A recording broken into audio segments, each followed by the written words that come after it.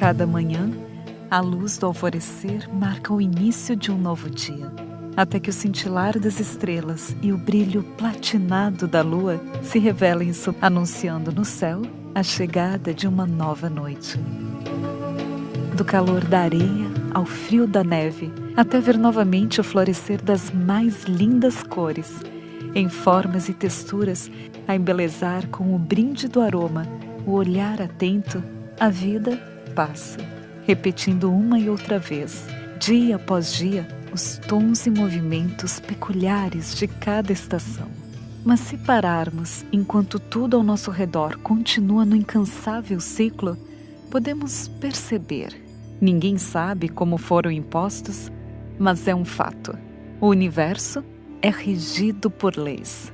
Leis tão intrigantes quanto inteligíveis. Leis que muitas vezes fogem da nossa limitada compreensão.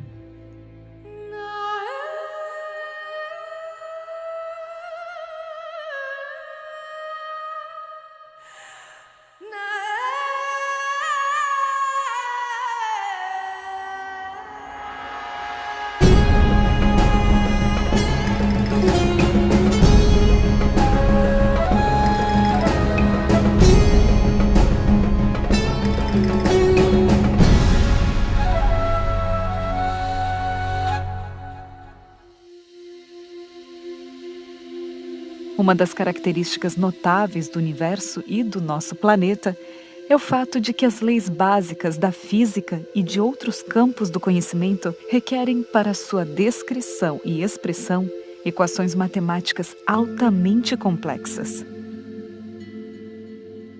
Mesmo quando não é possível garantir que a aproximação matemática da natureza seja melhor, já que se trata de um estudo humano, é de se admirar que uma compreensão cada vez mais penetrante do universo e de seu funcionamento esteja justamente relacionada com o conhecimento cada vez mais profundo das matemáticas. Nosso conhecimento acumulado nos últimos 300 anos, principalmente, em termos de eficiência do método científico, e não só isso, como ele funciona exatamente, de onde sai essa eficiência. A gente compara modelos muito eficientes com modelos pouco eficientes. E a gente nota que, em comum, os muito eficientes têm a maneira de usar matemática na pesquisa. Sempre quando a gente aplica matemática na pesquisa, a gente consegue ir muito mais longe, consegue descobrir mais coisas. Os nossos modelos são menores e conseguem descrever uma variedade muito maior de coisas. Isso significa o quê? Que o universo é cheio de padrões matemáticos, que as coisas funcionam por padrões matemáticos. E quando a gente começa a estudar esses padrões matemáticos, fica muito difícil de fugir da conclusão de que qualquer coisa, para existir, ela precisa de padrões matemáticos. A existência é um padrão matemático, existir ou não existir é um padrão matemático. As coisas têm formas, têm propriedades, cada uma dessas coisas são elementos matemáticos. Quando você para pensar como a matemática está presente, sem que qualquer um de nós façamos teorias matemáticas, mas você tem leis, proporções, regras já presentes na natureza, tanto em fenômenos microcósmicos como macroscópicos, é difícil aceitar a ideia de que essa matemática tenha sido inventada. Você tem teorias matemáticas que foram construídas sem qualquer base natural, apenas com base lógica. Um exemplo, a teoria da geometria diferencial, espaços curvos. Você tinha uma teoria matemática antes. Depois de um momento, você tem uma teoria física, vem a relatividade geral, que pega uma matemática que não tinha vínculo algum com a natureza e a realidade, era puramente abstrata, e identifica na natureza aquela mesma matemática. Isso é algo sublime, algo fantástico, você observar essa matemática tão perfeitamente harmônica. O fato de eu ter adivinhado, entre aspas, que existe alguma coisa na natureza que eu não tinha observado, não é minha genialidade. Encontrei um princípio na natureza, estou apenas descobrindo, não estou inventando. A parte da invenção é quais são os símbolos que eu uso para representar, como é que eu organizo essa informação. Mas eu estou falando de alguma coisa real, alguma coisa que eu descobri. Não foi minha genialidade que inventou o universo. Ele funciona como funciona, independentemente de mim. A existência de qualquer coisa, seja uma entidade física ou não, está intimamente ligada às regras que definem as suas características. Em outras palavras, se algo existe, então está associado a uma ou mais dessas leis. Na física, nós dizemos que existem 4 forças fundamentais.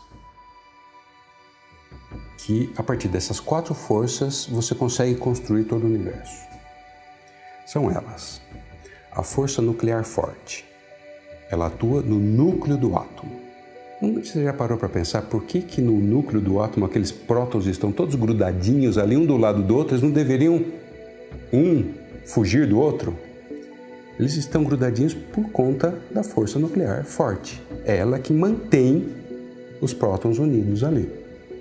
Depois você tem a força nuclear fraca, que ela rege o decaimento radioativo. Você tem a força eletromagnética, que rege praticamente o nosso mundo aqui macroscópico, e a última, a força gravitacional. De longe, a força gravitacional é a mais fraca de todas. É a mais fraca, tá? Só que é a que tem maior alcance. Daí, quando você vai medir essas forças, você percebe que as forças são proporcionais a determinadas grandezas. Vamos pegar a gravidade, por exemplo. A gravidade é proporcional. Você tem 2 objetos. Quanto maior massa, maior a força gravitacional, tá? Quanto maior a distância, menor é a força gravitacional. E aí você vê a massa dos 2 objetos, você tem a distância e você calcula a força. Só que normalmente não bate exatamente aquilo. Você tem que pôr um fator ali e você vai ver que este fator é constante. O fenômeno da interdependência permeia toda a natureza e talvez seja um dos aspectos mais intrigantes do universo. Na grandeza colossal do macrocosmo e na complexidade praticamente infinita do microcosmo, é possível apreciar formas individuais que se encaixam elegantemente em função de um todo maior. Desde a forma como o universo funciona até a interação dos organismos com outros organismos e com seu ambiente físico, tudo parece funcionar com uma harmonia surpreendente.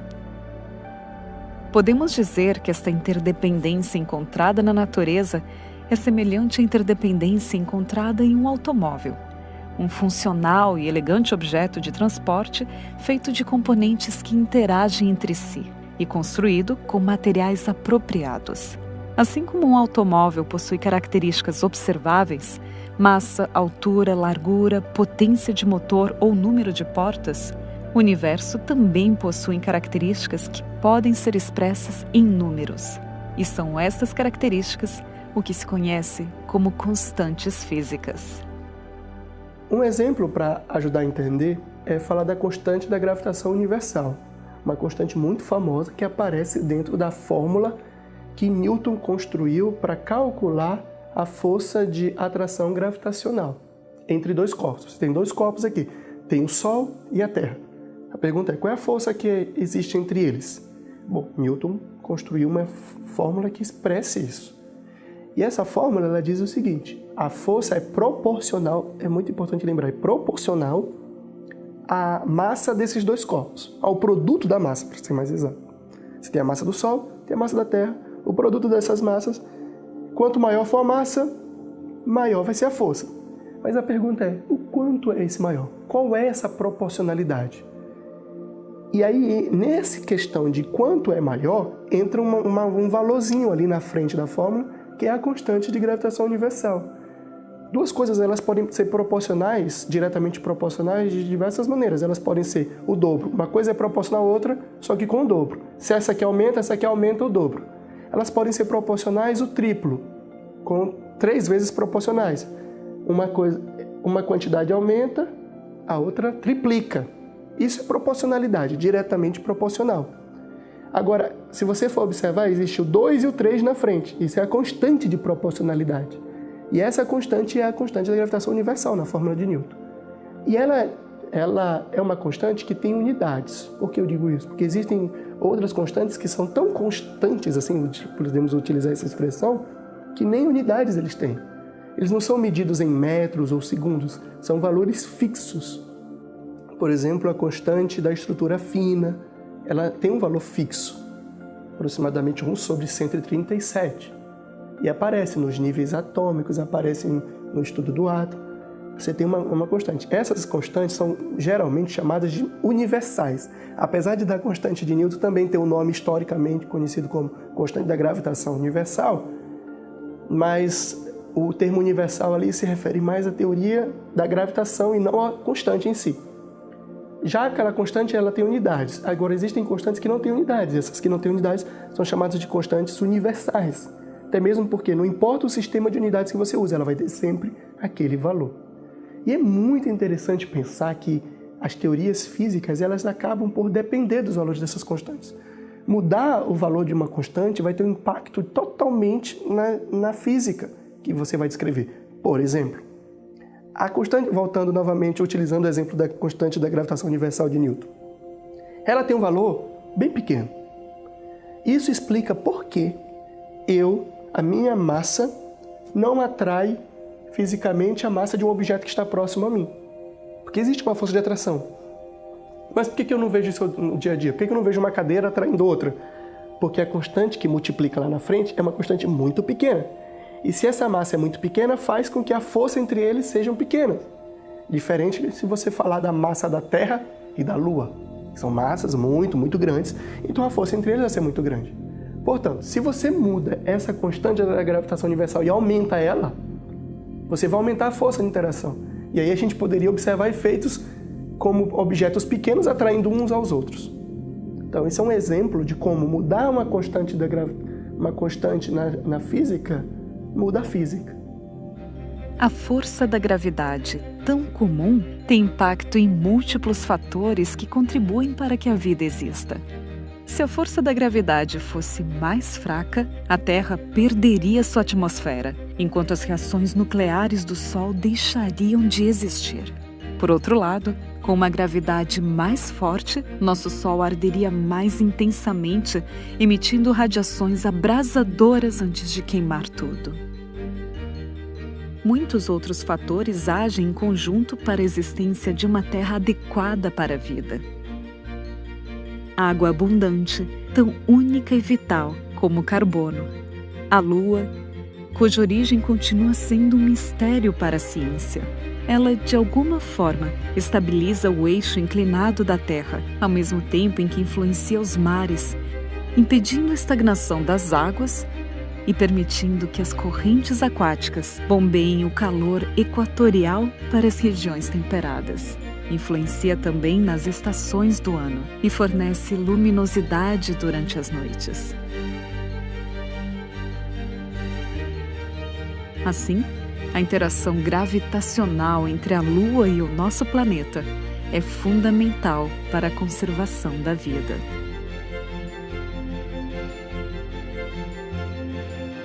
Well, actually the moon can influence life on Earth in various ways. First of all, we have to consider that actually is not the ratio between the mass of the moon and the mass of the Earth is the biggest in the solar system, considering a satellite and a planet. Second one is Pluto with Charon, and then all the rest of the object we do have in the solar system. So, but anyhow, the moon and the Earth are the most similar one, let's say, in terms of mass, and then the moon is quite close actually to the Earth. So it's not simply that the moon orbits around the Earth and the Earth orbits around the sun, but it's actually a double planetary system that orbits around the sun. Indeed, it's not the center of the Earth that determine our orbit, but it's, let's say, the gravitational center between the two that orbits around the sun. And this point is still within the Earth, because we are quite bigger than the moon, but it's not coincident with our geometrical center. And this generate other influences that are important for us. So, for example, the fact that we do have the moon stabilizes our inclination. Our axis, the axis of the Earth, is inclined with respect to the plane of the orbit. It dents a bit, but not that much. And this is thanks to our moon. And this somehow stabilizes, for example, the seasons. Then, given to its forces, the moon generates tides. The big ocean tides are given by the moon. So the moon is able to move big masses of water through the Earth. And of course, tide influence a lot our way to fish, for example, our way to move between seas and oceans, which is something really important, which is something we have to take into account when we plan to manage with the ocean. A vida em si precisa de múltiplas variáveis para subsistir. E se as propriedades atômicas da matéria fossem outras? E se o Sol fosse um pouco maior ou um pouco menor? Se estivesse um pouco mais perto ou mais longe da Terra? E se não existisse atmosfera com a camada de ozônio para filtrar os raios ultravioletas e permitir a entrada da luz solar? E se a luz solar fosse ligeiramente mais avermelhada ou azulada? E se a luz solar entrasse na Terra, mas não existisse esse complexo mecanismo que é a fotossíntese para transformar a luz em energia aproveitável? E se fosse diferente a inclinação do eixo de rotação da Terra? Quando você para pensar que teorias físicas são descritas por equações extremamente complexas, extremamente lógicas, muito mais complexas do que um livro que eu pego na biblioteca para ler. Eu abro um livro, leio, ali tem um código, ali tem uma organização lógica. Mas você fala em matemática complexa. E que essas teorias não só têm essa matemática complexa, mas ela tem constantes fundamentais que, para que a teoria descreva corretamente aquela realidade, aquelas constantes precisam ter aqueles valores, é algo incrível. É tão incrível essa maneira como a realidade é descrita tão apuradamente pelas teorias, que a gente tem-se até um nome para isso, princípio antrópico. O fato de você ter uma realidade extremamente equilibrada, ajustada, valores das constantes são valores extremamente finos. Quando eu digo finos, quer dizer que eles não têm uma variação, eles não podem mudar em um intervalo longo, eles têm que ter aquele valor fixo.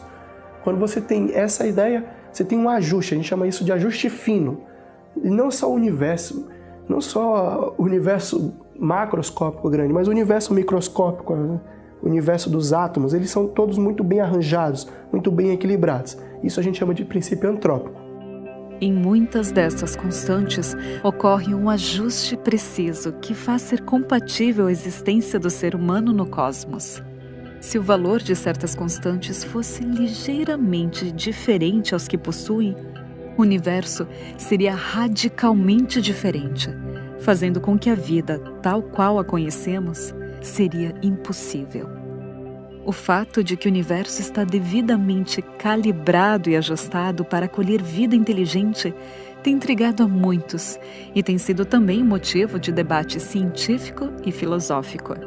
Uma das respostas que explicaria o ajuste das constantes é a que dá o princípio antrópico. Este afirma que, uma vez que o ser humano está aqui, O universo há de ser um universo capaz de abrigá-lo e, portanto, não cabe perguntar sobre a possibilidade de que estes valores fossem diferentes, já que, se fossem, não haveria ninguém que pudesse perguntar. Mas seria este argumento o suficiente para encerrar este assunto? Muitas pessoas pensam que o universo, nós temos a impressão dele ser ajustado perfeitamente, porque é o universo no qual nós vivemos. Então, a impressão que eu tenho é porque esse é o único universo que eu conheço. Mas isso, eu acho que não abarca toda a complexidade da situação. Porque se pararmos para pensar, a gente não vive isso na vida real. A gente não vive não faz esse tipo de análise na vida real. Todas as vezes que nós vemos algo muito bem organizado, ajustado e complexo, nós não atribuímos isso a um acaso, a um nada, a uma coincidência. A gente atribui a outros fatores que têm a ver com intencionalidade. Então imagine uma grande mesa de som com N botões de ajustes, aqueles de correr, tá? Sendo que cada um deles é uma constante fundamental. Você pode ajustar esse valor em qualquer posição. Qualquer mudança que você fizer ali, você vai ter um resultado totalmente diferente. Para que o nosso universo exista como nós o conhecemos, ele precisa ser ajustado com as constantes fundamentais desta forma. Se eles mudassem, uma delas mudasse um pouquinho para lá, eventualmente não existiria. O universo poderia ser completamente diferente ou ele não existiria como nós o conhecemos. Entende? Então, alguns interpretam isso como um ajuste fino, um design que foi ali e ajustou aquelas constantes dessa forma para obter este resultado. Outros interpretam que, dentre todas as possibilidades, essa surgiu naturalmente e, em consequência disso, foi possível o surgimento da vida tal qual a conhecemos. Seja lá de onde veio o universo, tem que ser quem ou o que criou o universo é perfeito e otimiza da forma mais sábia e inteligente possível. Se isso é uma estrutura natural que existe por aí, essa estrutura é incrivelmente inteligente e incrivelmente precisa e incrivelmente perfeita na forma de fazer as coisas. O que distingue essa estrutura de Deus? Há algum tempo atrás, Stephen Hawking fez a seguinte afirmação: nós somos plenamente capazes de explicar o universo sem qualquer recurso divino, por exemplo, sem qualquer atribuição a um ser superior. Isso foi filosófico, porque ele aplicou essa informação dizendo o seguinte: nós temos leis, as leis conseguem descrever como os processos aconteceram. Mas a pergunta é sobre a origem do universo. Quem criou essas leis? Como essas leis já estavam bem organizadas? Se eu não consigo descrever a origem das próprias leis que eu estou aplicando, como eu posso descrever a origem do universo? Sem qualquer base, sem qualquer fundamentação. Isso é puramente filosófico. Então esse é um exemplo de como grandes personalidades acabam por fazer afirmações filosóficas que recebem um peso de afirmações científicas e não são. Existe uma infinidade de coisas para descobrir, né? Então a gente não pode ser, por um lado, arrogante e dizer, não, eu já sei tudo, ou a minha ideia sobre a realidade é a perfeita, ou alguém chega e afirma, Deus não existe, ou Deus existe e eu não sei porquê, mas a gente tem que ter a humildade de, mesmo que eu ache que a minha ideia está correta, ela pode ser aperfeiçoada, ela pode ser melhorada, ela pode se tornar mais precisa. Eu não tenho como explicar as coisas que nós estudamos aqui baseado na Bíblia. Eu não considero a Bíblia um livro científico. Ela contém verdades científicas. E existem coisas de natureza que não estão escritas lá. Simplesmente não estão, eu não tenho como explicar. Agora, eu não posso aceitar uma coisa, que é baseado nesses dados, nessas informações, se criar uma filosofia para dizer que o meu Deus não existe. São coisas distintas. O dado é dado. Agora, qual é a interpretação que nós damos para isso? Ao avaliar a quantidade, qualidade e as inter-relações das leis encontradas no universo, fica difícil ignorar que toda essa estrutura sugere que o universo não foi apenas projetado, mas sim incrivelmente bem projetado, de forma surpreendentemente mais eficiente do que tudo o que a humanidade jamais imaginou fazer. Contudo, é aqui onde cada um deverá decidir dar um passo para o desconhecido e o indemonstrável, tanto para afirmar que existe um desenho no universo, como para defender o contrário. Afinal, como descreveu o renomado cosmólogo George Ellis, somos incapazes de obter um modelo de universo sem algumas conjecturas específicas, as quais são impossíveis de verificar. A maioria das pessoas estaria de acordo com a afirmação de que existimos e que essa existência, assim como o restante da realidade, deveria ter uma causa.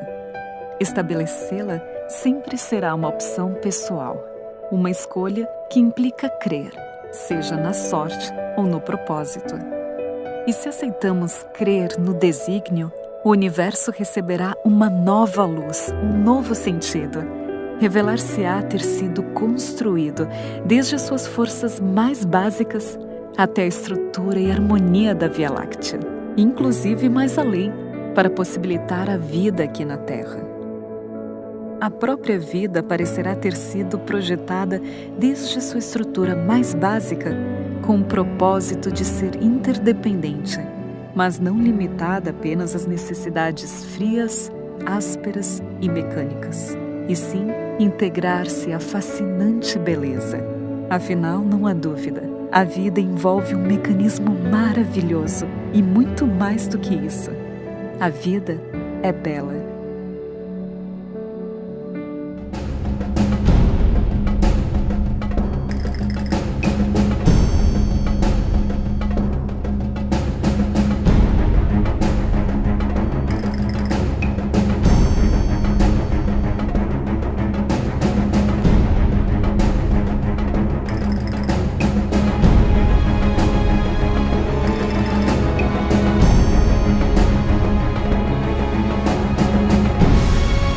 Seja um dos aspectos mais intrigantes do universo, na grandeza colossal do macrocosmo e na complexidade praticamente infinita do microcosmo, é possível apreciar formas individuais que se encaixam elegantemente em função de um todo maior. Desde a forma como o universo funciona até a interação dos organismos com outros organismos e com seu ambiente físico, tudo parece funcionar com uma harmonia surpreendente. Podemos dizer que esta interdependência encontrada na natureza é semelhante à interdependência encontrada em um automóvel, um funcional e elegante objeto de transporte feito de componentes que interagem entre si e construído com materiais apropriados. Assim como um automóvel possui características observáveis, massa, altura, largura, potência de motor ou número de portas, o universo também possui características que podem ser expressas em números. E são essas características o que se conhece como constantes físicas.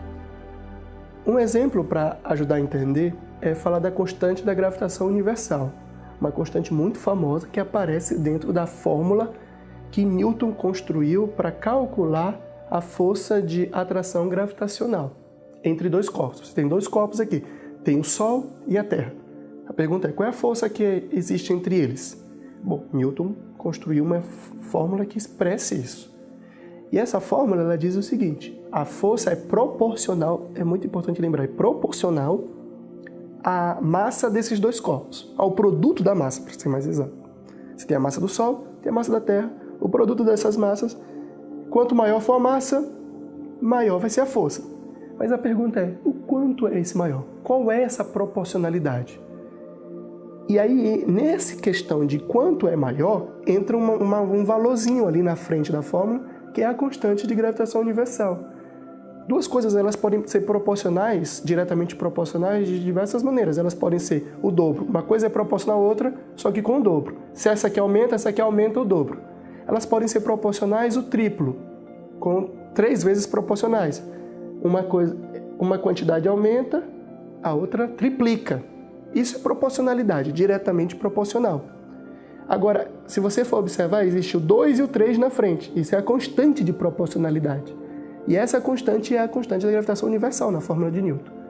E ela é uma constante que tem unidades. Por que eu digo isso? Porque existem outras constantes que são tão constantes, assim, podemos utilizar essa expressão, que nem unidades eles têm. Eles não são medidos em metros ou segundos, são valores fixos. Actually to the Earth. So it's not simply that the Moon orbits around the Earth and the Earth orbits around the Sun, but it's actually a double planetary system that orbits around the Sun. Indeed, it's not the center of the Earth that determine our orbit, but it's, let's say, the gravitational center between the two that orbits around the Sun. And this point is still within the Earth, because we are quite bigger than the Moon, but it's not coincident with our geometrical center. And this generate other influences that are important for us. So, for example, the fact that we do have the Moon stabilizes our inclination. Our axis, the axis of the Earth, is inclined with respect to the plane of the orbit. It dents a bit, but not that much. And this is thanks to our Moon. And this is somehow stabilizes, for example, the seasons. Then, given to its forces, the Moon generates tides. The big ocean tides are given by the Moon. So the Moon is able to move big masses of water through the Earth. And of course, tide influence a lot our way to fish, for example, our way to move between seas and oceans, which is something really important, which is something we have to take into account when we plan to manage with the ocean. A vida em si precisa de múltiplas variáveis para subsistir. E se as propriedades atômicas da matéria fossem outras? E se o Sol fosse um pouco maior ou um pouco menor? Se estivesse um pouco mais perto ou mais longe da Terra? E se não existisse atmosfera com a camada de ozônio para filtrar os raios ultravioletas e permitir a entrada da luz solar? E se a luz solar fosse ligeiramente mais avermelhada ou azulada? E se a luz solar entrasse na Terra, mas não existisse esse complexo mecanismo que é a fotossíntese para transformar a luz em energia aproveitável? E se fosse diferente a inclinação do eixo de rotação da Terra? Quando você para pensar que teorias físicas são descritas por equações extremamente complexas, extremamente lógicas, muito mais complexas do que um livro que eu pego na biblioteca para ler. Eu abro um livro, leio... Raios ultravioletas e permitir a entrada da luz solar? E se a luz solar fosse ligeiramente mais avermelhada ou azulada? E se a luz solar entrasse na Terra, mas não existisse esse complexo mecanismo que é a fotossíntese para transformar a luz em energia aproveitável? E se fosse diferente a inclinação do eixo de rotação da Terra? Quando você para pensar que teorias físicas são descritas por equações extremamente complexas, extremamente lógicas, muito mais complexas do que um livro que eu pego na biblioteca para ler. Eu abro um livro, leio, ali tem um código, ali tem uma organização lógica. Mas você fala em matemática complexa. E que essas teorias não só têm essa matemática complexa, mas ela tem constantes fundamentais que, para que a teoria descreva corretamente aquela realidade, aquelas constantes precisam ter aqueles valores, é algo incrível. É tão incrível essa maneira como a realidade é descrita tão apuradamente pelas teorias, que a gente tem-se até um nome para isso, princípio antrópico. O fato de você ter uma realidade extremamente equilibrada, ajustada, valores das constantes são valores extremamente finos. Quando eu digo finos, quer dizer que eles não têm uma variação, eles não podem mudar em um intervalo longo, eles têm que ter aquele valor fixo. Quando você tem essa ideia, você tem um ajuste, a gente chama isso de ajuste fino. E não só o universo macroscópico grande, mas o universo microscópico, né? O universo dos átomos, eles são todos muito bem arranjados, muito bem equilibrados. Isso a gente chama de princípio antrópico. Em muitas dessas constantes, ocorre um ajuste preciso que faz ser compatível a existência do ser humano no cosmos. Se o valor de certas constantes fosse ligeiramente diferente aos que possuem, o universo seria radicalmente diferente, fazendo com que a vida, tal qual a conhecemos, seria impossível. O fato de que o universo está devidamente calibrado e ajustado para acolher vida inteligente tem intrigado a muitos e tem sido também motivo de debate científico e filosófico. Uma das respostas que explicaria o ajuste das constantes é a que dá o princípio antrópico. Este afirma que, uma vez que o ser humano está aqui, o universo há de ser um universo capaz de abrigá-lo e, portanto, não cabe perguntar. E se fosse diferente a inclinação do eixo de rotação da Terra? Quando você para pensar que teorias físicas são descritas por equações extremamente complexas, extremamente lógicas, muito mais complexas do que um livro que eu pego na biblioteca para ler. Eu abro um livro, leio, ali tem um código, ali tem uma organização lógica. Mas você fala em matemática complexa. E que essas teorias não só têm essa matemática complexa, mas ela tem constantes fundamentais que, para que a teoria descreva corretamente aquela realidade, aquelas constantes precisam ter aqueles valores, é algo incrível. É tão incrível essa maneira como a realidade é descrita tão apuradamente pelas teorias, que a gente tem-se até um nome para isso, princípio antrópico.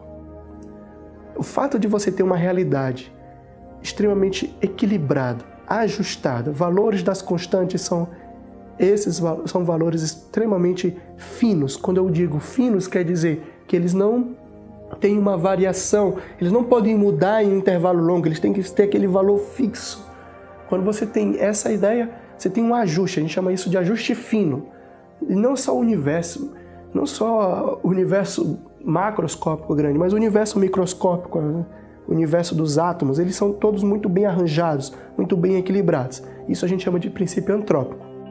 Em muitas dessas constantes, ocorre um ajuste preciso que faz ser compatível a existência do ser humano no cosmos.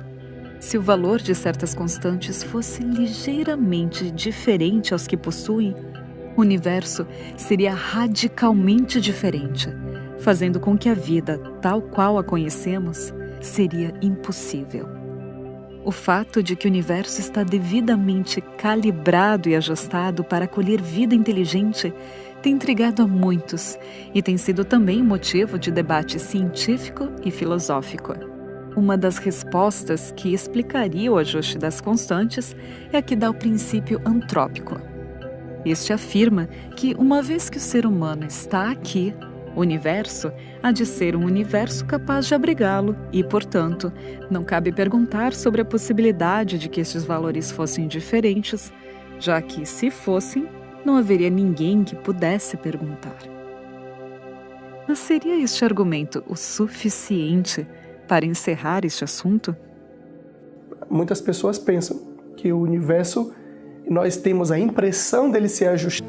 A luz do alvorecer marca o início de um novo dia, até que o cintilar das estrelas e o brilho platinado da lua se revelem, anunciando no céu a chegada de uma nova noite. Do calor da areia ao frio da neve, até ver novamente o florescer das mais lindas cores, em formas e texturas, a embelezar com o brinde do aroma, o olhar atento, a vida passa, repetindo uma e outra vez, dia após dia, os tons e movimentos peculiares de cada estação. Mas se pararmos enquanto tudo ao nosso redor continua no incansável ciclo, podemos perceber. Ninguém sabe como foram impostos, mas é um fato. O universo é regido por leis. Leis tão intrigantes quanto inteligíveis. Leis que muitas vezes fogem da nossa limitada compreensão.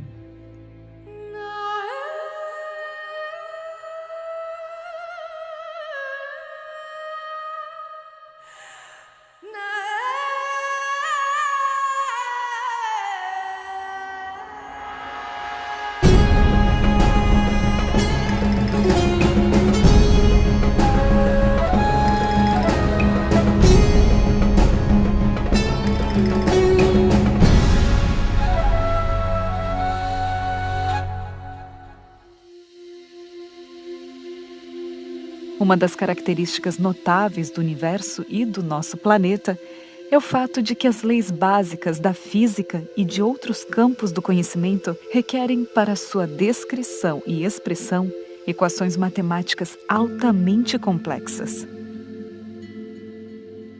Mesmo quando não é possível garantir que a aproximação matemática da natureza seja melhor, já que se trata de um estudo humano, é de se admirar que uma compreensão cada vez mais penetrante do universo e de seu funcionamento esteja justamente relacionada com conhecimento cada vez mais profundo das matemáticas.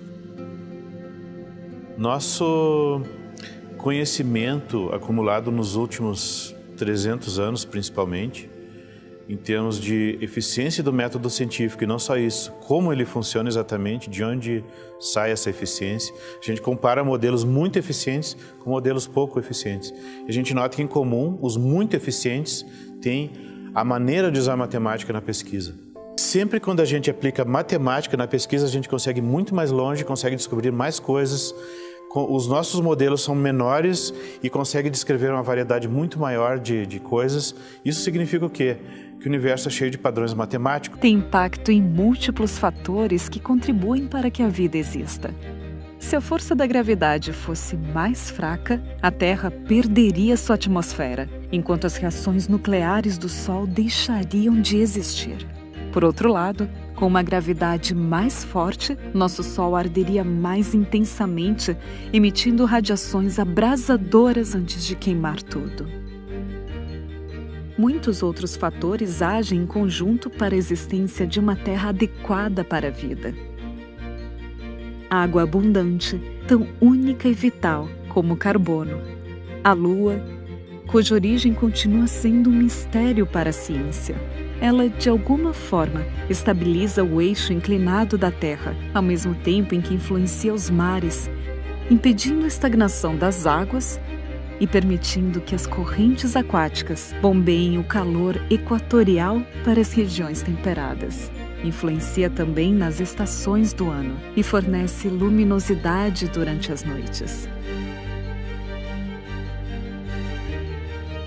Assim, a interação gravitacional entre a Lua e o nosso planeta é fundamental para a conservação da vida.